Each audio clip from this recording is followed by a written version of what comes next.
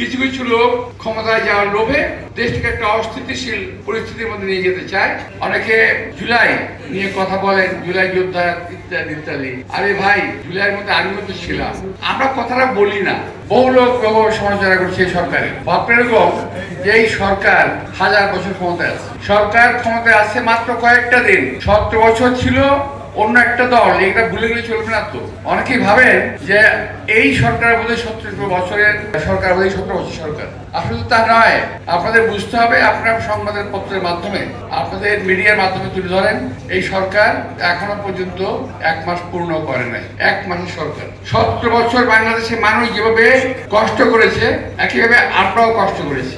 অনেকে জুলাই নিয়ে কথা বলেন, জুলাই যোদ্ধা ইত্যাদি ইত্যাদি, যে শুধু ওনারাই করেছেন। আরে ভাই, জুলাইয়ের মধ্যে আমিও তো ছিলাম। আমরা কথাটা বলি না।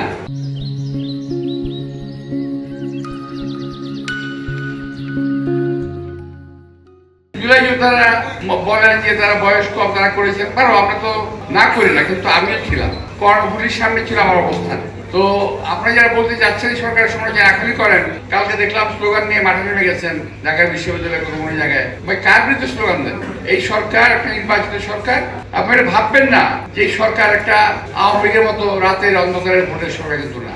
এই সরকার কিন্তু কোটি লোকের ভোটে নির্বাচিত সরকার। স্লোগান দিয়ে নিজে দাবির কথা বলতে পারেন, এছাড়াও দাবির কথা জানানোর একটা সিস্টেম আছে, সিস্টেম আসতে পারে। কিন্তু দয়া করে দেশে এই অবস্থায় এই সরকারকে বিব্রত করার চেষ্টা করবেন না। কিছু কিছু লোক ক্ষমতায় যাওয়ার লোভে দেশটিকে একটা অস্থিতিশীল পরিস্থিতির মধ্যে নিয়ে যেতে চায়। আমরা আহ্বান জানাবো, এই রমজান মাসে আপনারা দয়া করে ওই অস্থিতিশীল পরিবেশ সৃষ্টি করার চেষ্টা করবেন না। এই সরকারের অনেক কাজের মধ্যে আজকে প্রথম যে কাজটা উদ্বোধন হলো, সরকারের 1 মাসও পূর্ণ হয়নি, এর মধ্যে যে আজকে ফ্যামিলি কার্ড বিতরণ হয়েছে, আপনারা শুনেছেন, অনেকে দেখেছেন।